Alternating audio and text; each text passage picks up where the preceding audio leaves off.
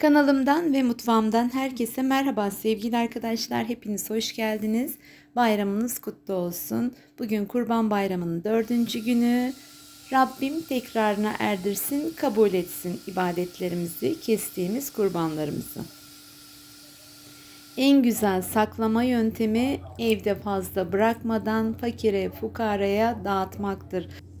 Markette indirime giren çileklerden aldığım mis kokulu tarla çileği, köy çileği 4 kiloyu geçkin, 5 kiloya yakın hatta. Ondan hem çilek reçeli hem çilek marmelatı yapmak istiyorum. Öncelikle biliyorsunuz bu sene pestisit olayı daha fazla, tarım ilaçları daha fazla kullanılmış. O yüzden meyve ve sebzeleri lütfen yıkarken dikkatli yıkayalım, bekleterek yıkayalım. Ben aldığım çilekleri saplarıyla birlikte önce su dolu leğenlerin içerisinde 1 litreye 1 tatlı kaşığı karbonat ya da kaya tuzu kullanabilirsiniz. Üzerine döküyorum. Şöyle 3-4 dakika kadar bekletiyorum. Daha sonra saplarını temizleyerek temiz suyun içerisine alıp orada da 1-2 dakika yıkayıp daha sonra tencereme alıyorum. Tartarak kullanabilirsiniz. Dilediğiniz kadar şeker kullanabilirsiniz. Ben fazla şekerli yapmıyorum.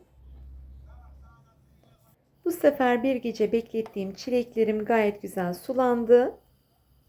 1 kilo kadar çileğe 3 su bardağı şeker kullanabilirsiniz. Eğer siz şekerli seviyorum diyorsanız 1'e 1 ölçüsünde yani 1 kilograma 3 su bardağı şeker.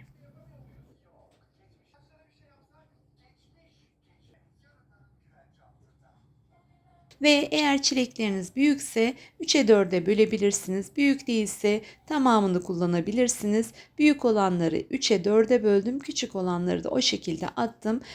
Bir gece bekleyen çileklerimiz gayet güzel sulandı. Hiç su ilavesi yapmadan direkt ocağımıza alalım.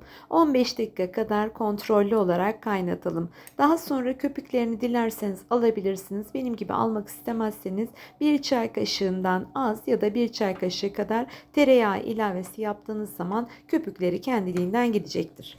Yarım limonun suyunu ilave ediyorum.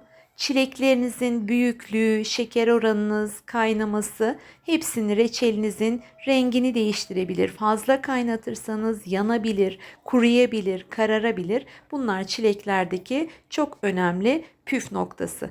Çileği limon ilavesi yaptım. Şöyle bir 5 dakika kadar daha kaynattım. Kısık ateşte bu arada kontrollü olarak pişiriyorum.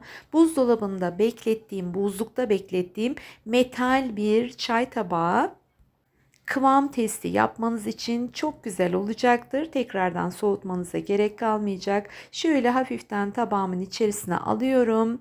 Kıvamı koyulaştıysa, akışkan değilse tabii ki bu diğer şekerdeki gibi pırıl pırıl bir reçel olmayacak. Çok koyu bir reçel olmayacak. O yüzden çok cıvık zannetmeyin.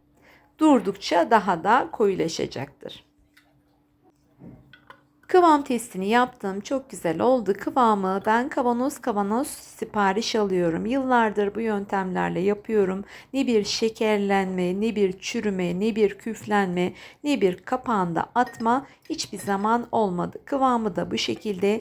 Cam kavanoz sıfır kapak kullanıyorum. Kapaklarımı, kavanozlarımı kaynar suyla güzelce yıkıyorum. Yıkadıktan sonra steril bir şekilde kullanıyorum. İçerisine eşit miktarda çileklerinden dolduruyorum. Daha sonra kavanoz kapaklarını 2 ileri 1 geri, 1 ileri 2 geri olacak şekilde sıkıca oturduğundan emin olarak kapatıyorum. Dilerseniz bir gece bekletebilirsiniz. Birbirine yakın olarak tutuyorum. Üzerine bir battaniye örtebilirsiniz. Bir havlu örtebilirsiniz. Bir gece bekletip tık tık sesini duyduktan sonra yani kapak vakumlandığı içerisine göçtüyse belli olur. Tık tık sesini duyduktan sonra kavanozunuz tutmuş demektir. Eğer kavanozunuzdan havalı bir şekilde ses geliyorsa, tok tok sesi geliyorsa kavanoz kapağı tutmamış demektir. Bunu en kısa zamanda tekrardan kullanabilirsiniz ya da kapaklarınızı tekrardan kaynarlayarak yeniden kapatabilirsiniz.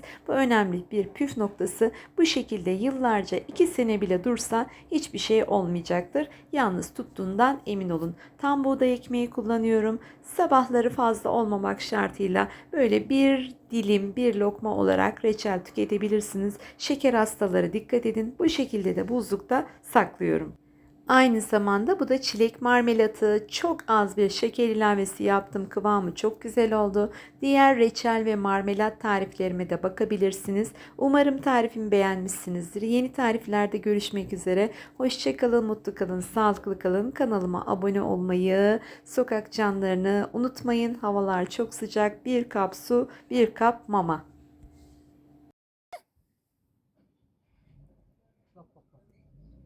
Kurban olurum.